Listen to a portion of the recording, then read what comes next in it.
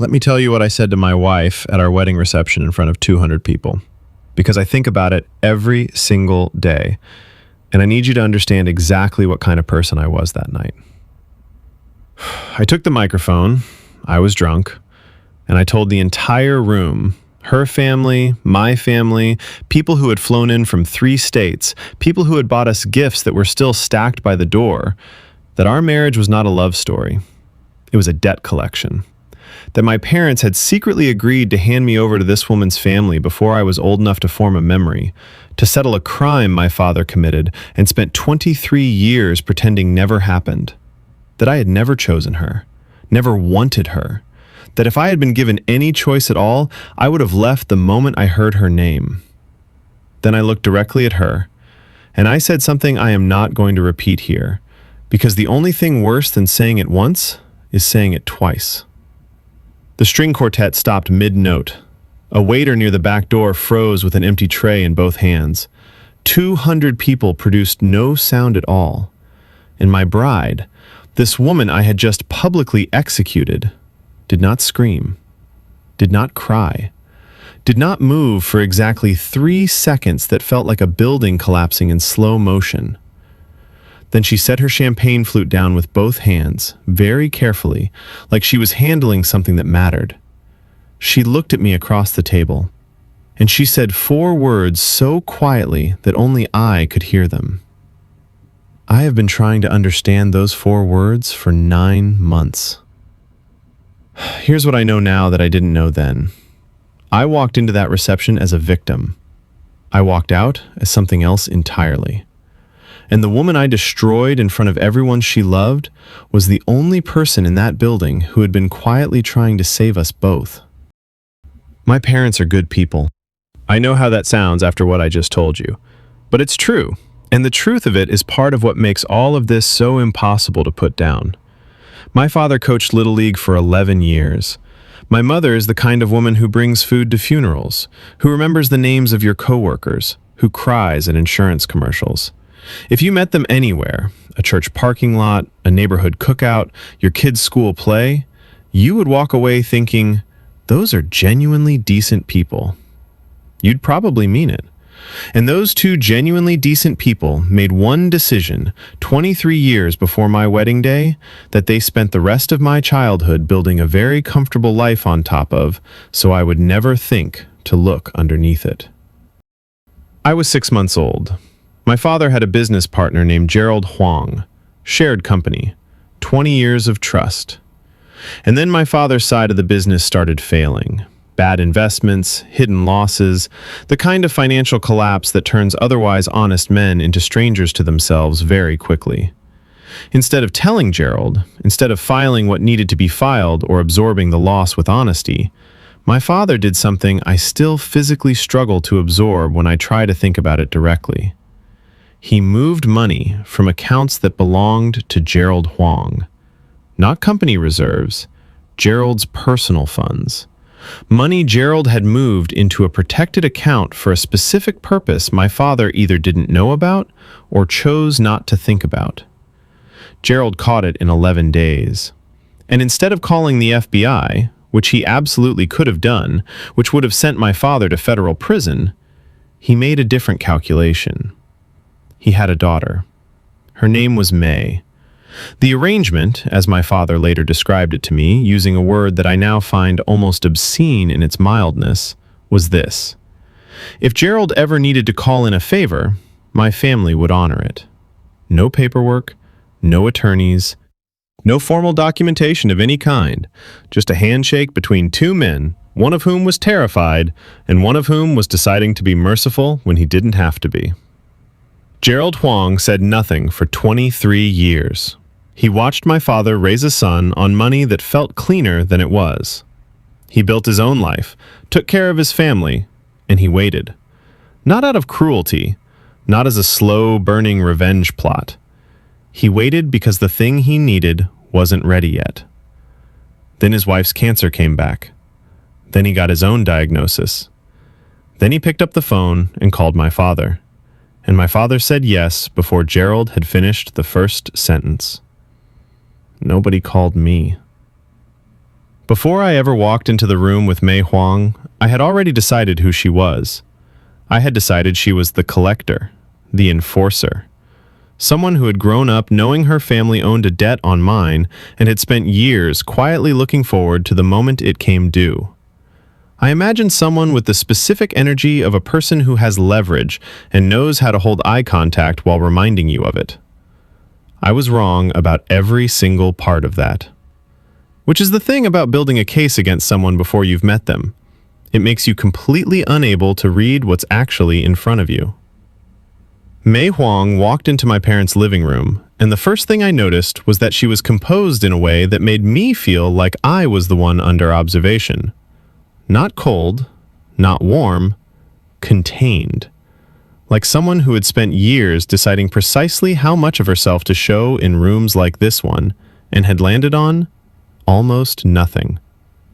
She shook my hand, direct eye contact. Not long, maybe 2 seconds, and then she looked away. Not nervously, more like she'd confirmed something and was finished with that part.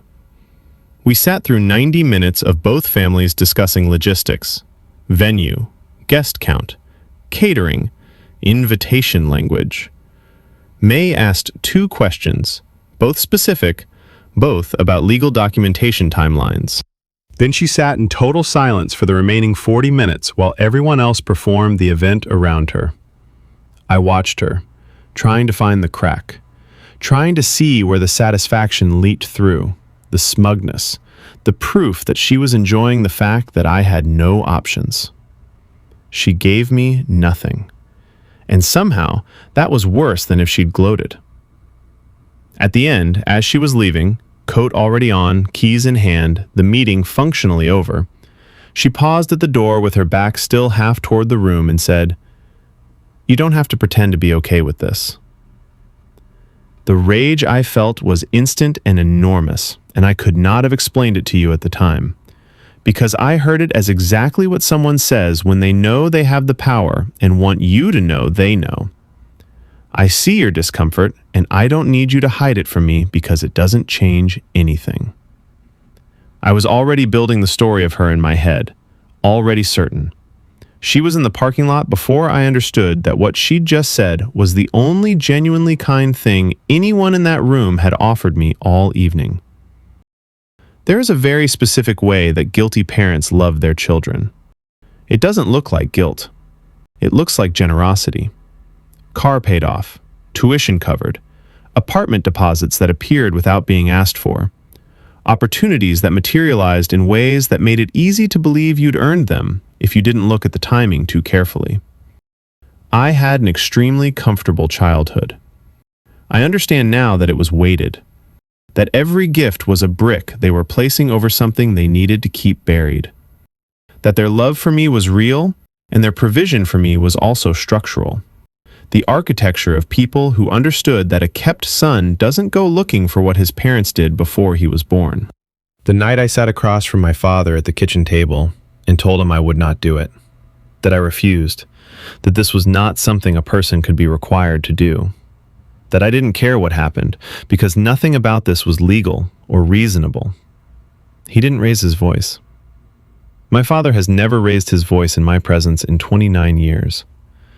He folded his hands on the table and he said, "The only reason you have a life worth protecting is because Gerald Huang chose mercy over a phone call. You don't owe that family a favor. You owe them your existence." I felt that sentence enter my chest and stay there. My mother was a different instrument entirely. She held my face in her hands. She wept. Real tears, real grief. I've never doubted that the guilt she carries is genuine. She told me she was sorry, that she hated herself, that she understood if I hated her too. She said all of this, and I believed her, and I still believe her. And then, with tears still moving down her face, she said, "If you walk away, your father goes to federal prison, 71 years old, and I cannot survive watching that happen. You are the only one who can stop it. You are the only one we have left." Confession and blackmail, flowing from the same mouth, delivered with love. I remember sitting in the kitchen after they went to bed, alone with the lights off, and thinking, I am not their son right now. I am a transaction they've been holding in reserve, something with just enough value to settle an account they'd spent decades pretending was closed. Gerald Huang was dying. Every week the timeline got shorter, and my parents had spent 23 years making sure I was too comfortable to ask the questions that would have led me here sooner. The morning of my wedding, I was 4 drinks in by 9:15. 16th floor hotel room. City spread out below me in every direction, full of people having a Saturday that had nothing to do with any of this. I stood at the window in a $3,000 suit and watched them, and thought about what it would feel like to just not go downstairs, to call no one, to get in a car and drive until the phone stopped ringing. I didn't drink out of panic. That's what frightens me most when I look back. I drank the way you take something before a medical procedure. Not to feel nothing, but to feel less. This is going to be bad, and this is what I have. May knocked on my door at 9:58. I looked at my phone when I heard it because I wanted to know exactly what time I was making the decision not to answer. I stood there for 4 seconds. Then she knocked again, softer the second time, less certain, and something in that smaller knock pulled me to the door. She was in a robe, hair half pinned, no makeup yet, no performance. For the first and only time since I'd met her, she looked like a person standing at the edge of something and not entirely sure she'd survive it. She said, "I need you to know that I never asked for this either." I told her that was very hard for me to believe, given that she was in my hallway at 10 in the morning getting dressed to do exactly this. She absorbed that without any visible reaction. Then, "After today, I'll take care of everything. You just have to get through today." I heard power. I heard the calm confidence of someone who had already won and was graciously informing me of the terms. I'll take care of everything, meaning, I run this now. You follow. Welcome to the rest of your life. I told her I didn't need her to take care of anything. I told her I knew exactly what this was and exactly what she was doing here, and she did not need to come to my room to manage me. She stood there for a moment. What I saw on her face was not anger and not hurt. It was something more final than both of those. The expression of someone who had extended something and watched it be refused and was now putting it away. "Okay," she said. She left. I picked up the bottle and finished it, and I walked downstairs toward the most catastrophic 4 minutes of my life, and I was not equipped to stop myself. The venue was the kind of beautiful that feels like a threat. 12-foot ceilings, chandeliers pulling light apart and scattering it across 200 people trying to look like they belonged in it. White and blush peonies on every surface. Enough flowers that the air was sweet in a way that sat wrong in the stomach, like the smell was working too hard to cover something. The string quartet played something European and expensive in the corner, and the whole room hummed with the performance of joy that people produce when they have been told an occasion is joyful and don't want to be the one whose face says otherwise. I sat at the head table and executed my function, smiled, shook hands, said thank you for coming to strangers who had bought us place settings and flights. My champagne glass was refilled 3 times without my asking. I watched May move through the room, table to table, unhurried, present, warm in a way she had never once been in private, and I felt something tighten in my chest that was not admiration. How is she doing that? How is she just doing that? As if none of this is costing her anything. A woman I'd never met leaned over and touched my arm and said, "She's wonderful. You are such a lucky man." I said, "Thank you." I drank. At some point, May's uncle took the microphone.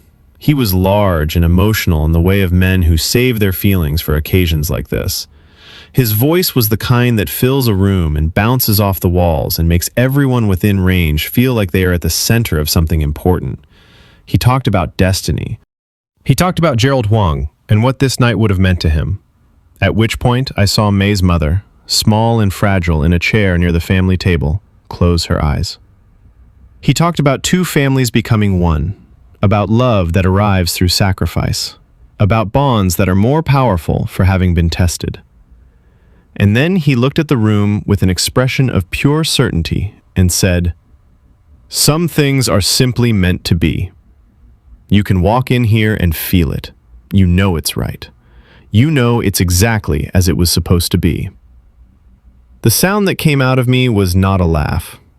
I don't know what to call it. A fracture made audible. Something that had been bending for months finally going past the point where it could hold. The woman to my immediate left flinched away from me physically.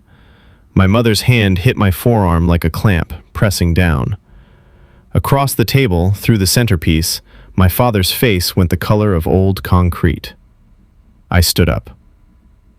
I have tried many times to reconstruct the next 4 minutes in order, and I cannot do it cleanly. What I have are fragments. The microphone cold in my hand. Feedback screaming for a half second before I adjusted the angle. My best man rising from his seat. A woman near the back of the room standing up to see over the heads of the people in front of her. The sound of the string quartet stopping mid-phrase. I remember saying the word debt and watching it move through the room like a current running through water. I remember my father closing his eyes. I remember May's aunt's hand going over her mouth. I remember a man in the third row, someone's husband, someone's uncle, I never learned who he was, turning to the person next to him with an expression of absolute disbelief, and the person next to him staring forward and not responding. I told them everything, all of it. The crime my father committed when I was 6 months old, the money he moved, the handshake agreement, the 23 years of silence. The dying man and the favor that had been quietly accumulating interest the entire time I was growing up comfortable and grateful and completely unaware. I told them I had been designated as payment before I could speak, that my parents had spent 3 decades constructing a life for me that was also a cage, and that they had called it love the entire time. Then I turned and I looked directly at May, and I said, "I didn't marry her.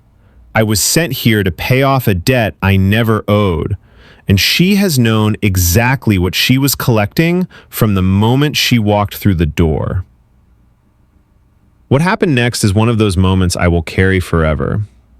200 people, total silence. Not the silence of a room waiting for something, the silence of a room in which something has already happened, and no one knows yet what to do with their bodies. The waiter by the door had not moved. A woman near the window had a hand pressed flat against her collarbone. The quartet was frozen, instruments still half raised. The only sound in that entire room was the hum of the ventilation system and, somewhere, a champagne glass being set down very slowly by someone who needed to have their hands empty. May looked at me across 20 feet of white flowers and catastrophic silence. Her face did not break, did not harden. Did something I have no precise language for. It closed. The way a door closes when someone on the other side of it has decided they are done. Not slammed, closed, with a quiet deliberateness that suggested they had been expecting to do this and had decided exactly how they would. She picked up her champagne flute, set it back down, stood, and with one slow palm smoothed the front of her dress. And then she walked out, not hurrying, not stumbling. The crowd separated for her without being asked, people stepping aside without knowing why, and the doors at the end of the hall swung shut behind her without a sound. Not crying, not shaking, not looking back, just walking. Like she'd known this exit would come eventually, had decided long ago how she would take it, and was executing that decision with the same quiet precision she brought to everything else. That image lives in me. It will not leave. Nobody came for me. I want you to understand how completely I had not prepared for that. I had expected chaos, her family advancing on me, my parents erupting, someone physically taking hold of me and removing me from the building. I stood at the microphone in the wreckage of what I had just done, and I waited for the punishment to arrive. Instead, I got 200 people who didn't know where to put their hands. My best man crossed the room and removed the microphone from my grip without speaking. Somewhere to my left, a woman was crying quietly. A man I didn't recognize had turned his chair to face the wall. My father had not opened his eyes. I walked out before anyone said my name twice. I found May 22 minutes later in an anteroom off the main corridor, a small, carpeted space with upholstered chairs and a window overlooking the parking structure. She was sitting with her back straight, both hands wrapped around a glass of water, looking at the cars below. She had not changed. She had not removed anything. She looked, I kept thinking, like someone waiting for transportation, waiting patiently, privately, for something that was going to take as long as it took. I still don't fully know why I went to her. I think some part of me needed her to be furious. I think her rage would have organized mine, confirmed the version of the story I'd just performed for 200 people, given me something solid to stand on. She let me stand in the doorway for a moment. Then, without turning, "Did it help?" I said nothing. "I'm asking genuinely," she said, saying it out loud, in front of everyone. "Did any of it get smaller?" I started to say something. Something designed to push back, to reestablish the terms of what this was. She turned and looked at me, and whatever I was going to say dissolved before it could form. What was on her face was not hatred. It wasn't grief in the way I expected grief to look.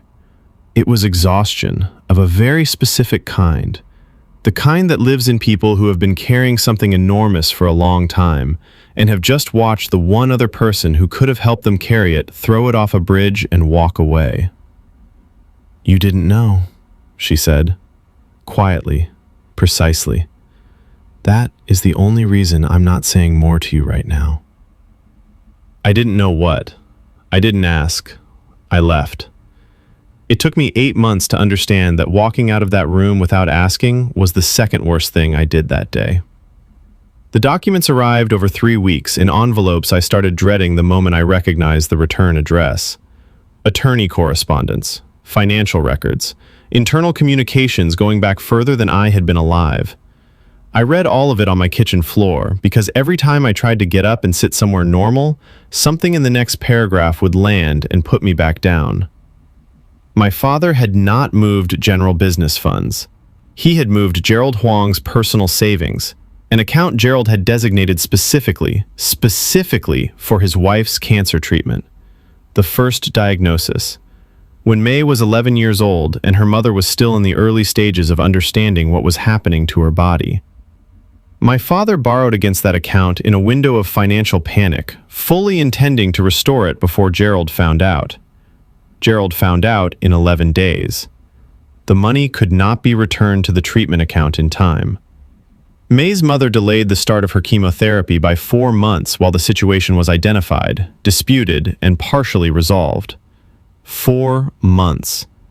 The cancer spread in those 4 months, moved into tissue it had not yet reached, changed the medical picture in ways that every subsequent treatment had to work against, for every year of her life that followed. I sat in a parking garage for 40 minutes after reading that, and I did not cry, and I did not move. I sat there, and I tried to build the image of May at 11 years old, of a mother in a waiting room, waiting on funds that were delayed because a business partner had decided his panic was more important than her timeline. Of a father who caught it and decided, out of mercy, out of something, I don't entirely know what, to accept a handshake instead of a conviction.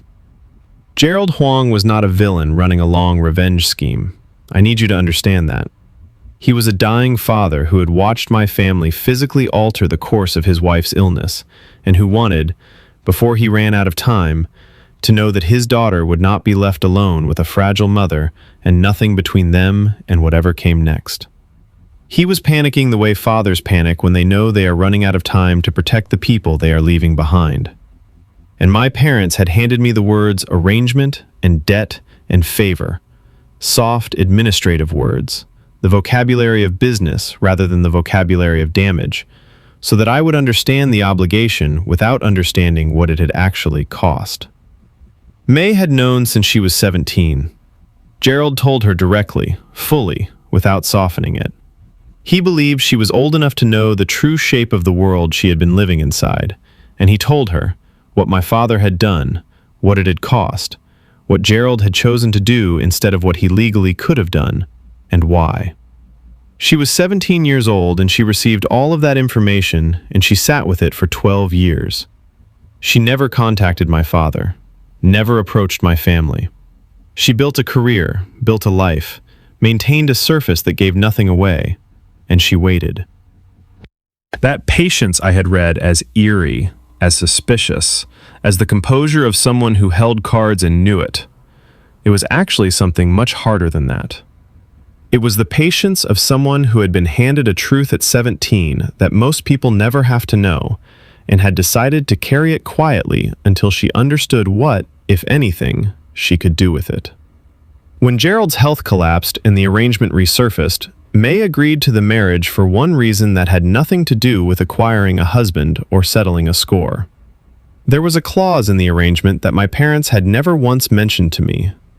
Upon legal completion of the marriage ceremony, my father was contractually required to execute a financial settlement to May's mother, enough to cover specialized ongoing medical care, long-term housing, living expenses, and support for the remainder of her life. Guaranteed, documented, triggered automatically the moment the ceremony was legally complete. May was not collecting me. May was purchasing her mother's remaining years with the only currency she had available. After today, I'll take care of everything. You just have to get through today. She said that to me in a hotel hallway at 10 in the morning, in a robe, with her hair half done, looking for the first time like someone who was also standing at the edge of something she wasn't sure she would survive. I heard it as control, as possession. I run this now. Follow my lead. What she meant was, the paperwork is ready. The attorneys are standing by. The moment the ceremony is complete, the settlement triggers. My mother is protected, and I have already spoken to my own lawyer about what comes after. You just need to give me one afternoon. One afternoon, and I will give you the rest of your life back. Clean, legal, and already filed. She had already signed her own dissolution papers before she ever knocked on my door. She had come to tell me she only needed today, that she would handle everything after. When I detonated the reception, my parents' attorneys began contesting within hours. The public exposure gave them legal grounds. The settlement froze. The documentation stalled for months in dispute. May's mother spent 8 additional weeks in a care facility that was not designed for her level of need, while the paperwork for a marriage I had destroyed in 4 drunken minutes sat in legal limbo. I didn't just humiliate my bride. I dismantled the machine she had spent years engineering to protect the only person she had walked into that building to save. For the first month I held on to this. I was a victim. And I was. I am not going to collapse that, because letting it collapse makes everything too simple, and none of this was simple. I was coerced. I was manipulated. I was handed a bill for a crime I had never committed by 2 people who had spent my entire life making sure I would be too comfortable and too grateful and too theirs to refuse when the moment came. That is real. It happened. It does not stop being true. But I want to be precise about something. No one put that microphone in my hand. I walked to it. I stood up from my chair at the head table and I walked to it, and I held it, and I made choices about which words to use and which direction to aim them. I chose the word collecting. I chose to turn and look at her face when I said it. I chose to take everything I had been carrying, the rage and the shame and the suffocation of the previous months, and the 29 years of gifts from parents who owed a debt, and I chose to place it entirely on a woman who had, as I now know, organized the entire structure of this arrangement specifically so that I would be hurt as little as possible by it. She had walked into damage my family caused. She had agreed to participate in its repair. She had engineered an exit that would have freed me completely, protected her mother fully, and discharged the debt without destroying anyone.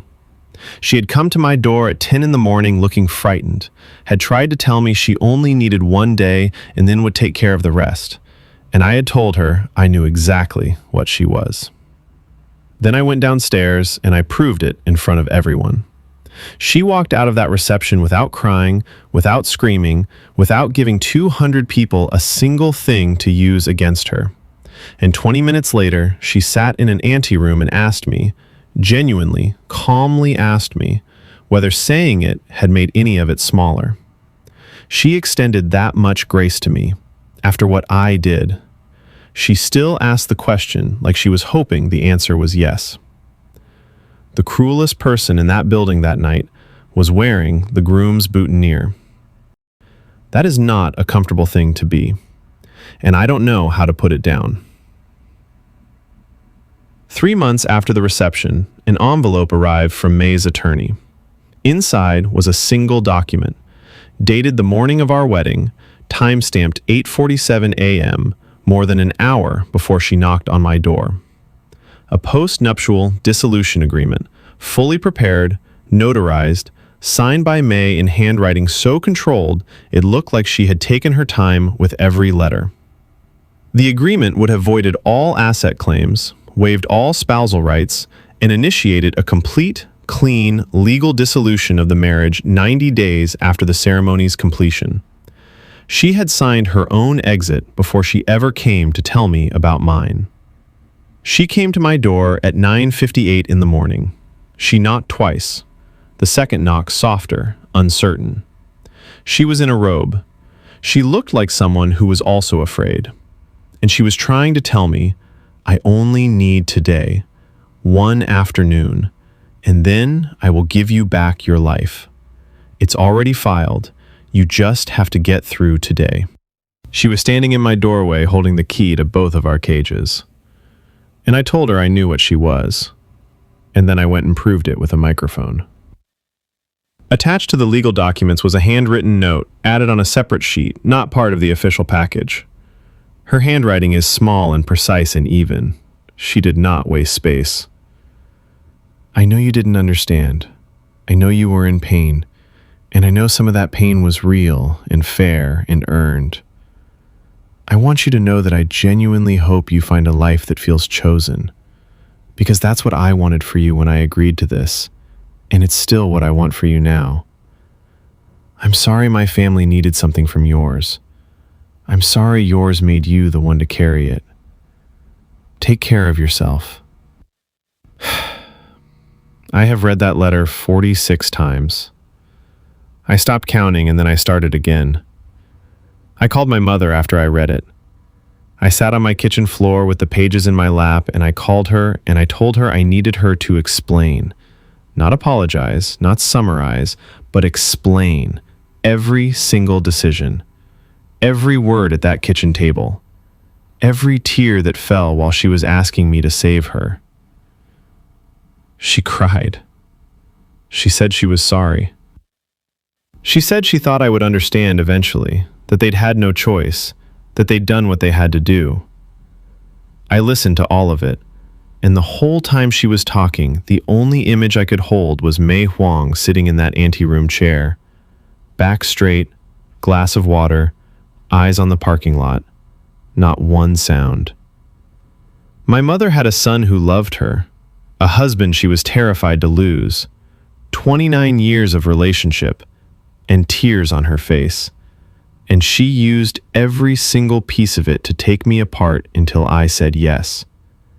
Mei Huang had nothing. No leverage, no history with me, no reason to protect someone who had spent every interaction treating her like a villain. And she still woke up on the morning of her own wedding and signed papers to give me a way out. Walked down the hall to tell me I only had to survive one afternoon. And when I refused to hear it, When I turned her into the monster in front of everyone she had ever loved, she sat in a chair by a window and asked me if it had at least helped. She came to my door with the key. I answered by burning the house down. And then she sent me a letter that didn't have a single unkind word in it. I have never once, in 9 months, figured out what to do with the fact that the most dignified person in this entire story wore the white dress. The only person trying to free me was the one I destroyed in front of everyone.